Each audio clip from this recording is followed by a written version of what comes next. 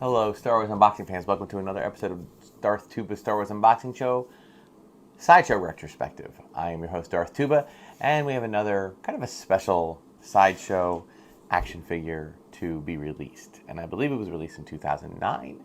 And I got the Uber Deluxe version of it, and I'm very excited, especially right now, because this is a character that at the time of my purchase, 2009, 910, there was not much talk about this character.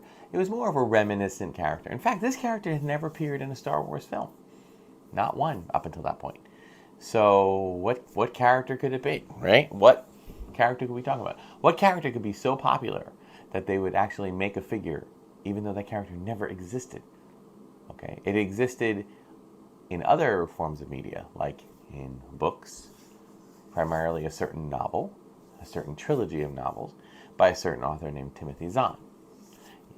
And who am I talking about, you might think? Well, before I get to who that is, I'm also saying that in more recent years, this character has begun to reappear, or I should say make its first appearance in Star Wars visual media, visual moving media, as the Lucasfilm had declared all of the original novels and expanded universe legendary, but they decided to take this character and further develop it, but in their own context, and with similar beats to what we all, as people, as avid readers of the books and fans of the expanded universe, knew of the character, but expanding on it more so.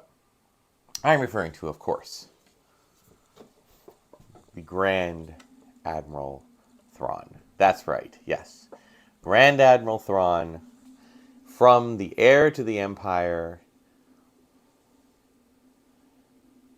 Dark Force Rising, and The Last Command. I couldn't think of the other one. Dark Force Rising and The Last Command trilogy by Timothy Zahn. This is an amazing, amazing character. And I am so glad that not only have they brought it back in things like Star Wars Rebels, but also it appears that this character will appear once again, but now in live action in the upcoming Ahsoka series. We all got a little Easter egg reveal when Ahsoka, after fighting in her first appearance in live action, after fighting the enemy, put the saber right up to the enemy and said, "Where's Grand Admiral Thrawn?" And went, "Aha! Now we know that Grand Admiral Thrawn will exist in the live-action Star Wars universe." So I'm excited about it. Now, of course, this is based solely on the Heir to the Empire and the Thrawn trilogy book, so there will be some different beats and different takes on it. Number one, well, first of all, it comes with, I got this awesome throne, which does a full, so it's so cool. You could be like the Emperor. Welcome. Okay, it's really cool. Now, I also, let's see if I can give him a little bit of close up here. He has kind of a cool, they created his face based on no actor, so they just kind of did their own sculpt based on the comic or any kind of imagery that they might have had. There was a Hasbro figure, like an expanded universe action figure that was released, like a 3 3/4 inch years ago, that they might have used that as a basis. It comes with this little view pad and a creature, which I'll get to in a minute. I do want to say that those who've watched my channel know that I'm being very upfront and honest, okay? I am not, there are people who are very much, they would probably watch my channel and they would probably just cringe in disgust at the way I store, the way I display my collection. And I don't apologize for it. I am what I am. I take the things out of the box. I put them on display in a living environment, not an environment that is like a clean room. Okay, I don't live in a museum. It looks like a museum, looks like an immaculate store or display arena, but it's not. It's a place I live, and therefore, being a place that I live, it has its own issues. One of the issues being moisture. There is moisture in this space. Sometimes it's, most of the time it's just, I try to combat it with a dehumidifier, but other times not so much. So we do get a little issue with mold. Now, not a lot of mold, okay? I don't spend, and I'm not sick in any way. I don't spend a lot of time down here, so there's not, excessive amounts of threat there. But some of the clothing uniforms do get some mold on it. Now the black and darker color uniforms, the mold that seems to form is easily to brush off. This one, however, kind of got some spotting on it, okay? It's got some dust and some spotting. I don't even know if it's mold, to be honest with you. It could be something else, but it does look to be a little dingy. I will say, when you take the figures out of the package and you put them on display, even in a glass case, you are going to have to deal with the elements, whether that be mold, moisture, dust contamination, who knows, okay? I'm okay with it. You know, at some point I will sell off these figures at a discount for anybody who just wants to have the figure in a similar situation to me, and I'm okay with that. It brought me a lot of joy. I love having this figure in my collection.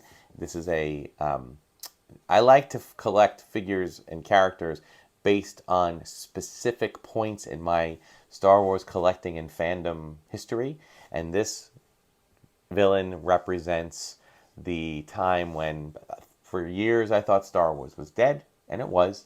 There was nothing except for the occasional find in an antique store or a flea market or yard sale, and then Heir to the Empire came out, and then all of a sudden Star Wars was popular again. People were talking about characters like Luke Skywalker, Han Solo, Princess Leia, and new characters like Darth Saboth or Mara Jade or Grand Admiral Thrawn. They also were talking about an interesting creature that this little guy did not survive the legend status. Okay, he's kind of built so he can sit on his shoulder, or I put him on his arm like this. Okay, this is the character of an Ysalamiri. And Ysalamiri, to my knowledge, has not found its way into new Star Wars lore. It was something strictly from, I think, just the Thrawn novels. And it was essentially, you can put a comment, anybody knows if the Ysalamiri have appeared in any new Star Wars. I'm sure it might have been popped in and out of the old expanded universe canon, but it was an interesting premise, and I thought it was kind of a cool thing to do. They created a creature that, by its natural habitat and natural living condition, can repel the Force. Now, in a way, that makes more sense now than it even did then. Because at the time, when they were talking about it, I think the book came out in 1991, repelling the Force, what the heck does that mean? The Force is in all living things. How can it be repelled? Well, when Namely later learned about midichlorians, it became more plausible that a creature could have some kind of breakdown in their DNA or some type of cell makeup that the midichlorians were not attracted to. So they escaped from it. But there were no midichlorians in the story. But essentially, this did become a cool weapon. And when they went to go try to track down a rogue Jedi named Joruus C'baoth, who was kind of crazy, they all wore these things on their back in like cages. And when Joruus C'baoth first sees them, they kind of entered his lair and he tried to kill them. And this repelled any Force lightning or anything around them because it wouldn't work.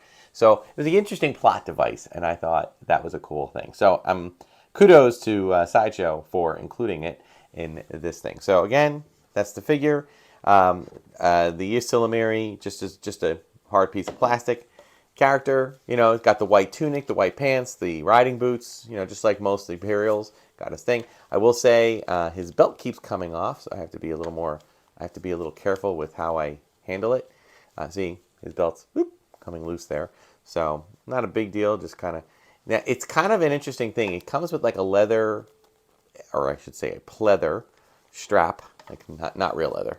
And it, you have to be really careful. When you, these are not toys. I mean, I know they look like toys, but these are collectible, displayable pieces. And if you're not careful and you display them, and you handle them, manhandle them, or woman handle them too much, then you do run the risk of them kind of breaking. So still, it's an awesome figure. I love that they included it. And again, the chair, it has a couple of similar vibes to the Emperor's chair, but it has its own little design. So really, really cool. Yep, comes off of its base there.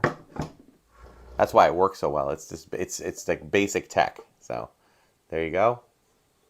A beautiful piece. A beautiful addition to the Sideshow collection. Put the Ysalamiri on him. He's like looking at the morning news with the Issa Lemire on his arm. So cool. Anyway, that'll do it for this episode of Darth Tuba Star Wars Unboxing Show Sideshow Retrospective. There will be more to come down the ways, although we do have new items coming in for unboxings, and probably at the time of this this video drop, I'll be wrapping up a trip down to Florida. So there hopefully will be some more Galaxy's Edge content.